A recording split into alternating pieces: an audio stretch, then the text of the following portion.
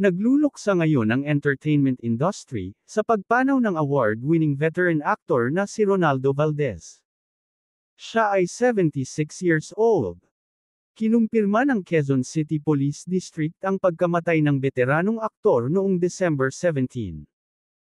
Ikinabigla ng mga kasamahan ni Ronaldo sa mundo ng showbiz ang malungkot na balita, lalo na ng mga nakatrabaho niya sa teleserye at pelikula.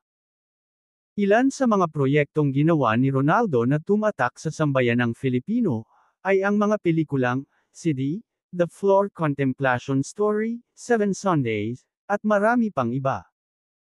Napanood din siya sa mga teleseryeng, Mula sa Puso, Ang Probinsyano, I Love Betty La Fea, at ang hit digital series na, Too Good to Be True, na pinagbidahan nina Catherine Bernardo at Daniel Padilla.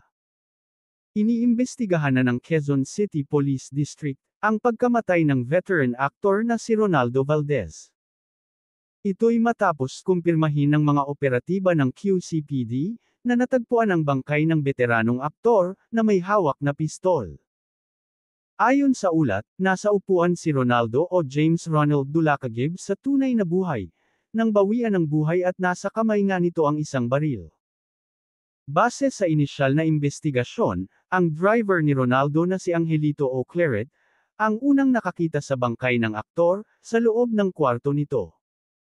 We are at present conducting a thorough investigation, to ascertain the cause of the death of Mr. James Gibbs aka Ronaldo Valdez, ang pahayag ni QCPD Director Rodrigo Maranan.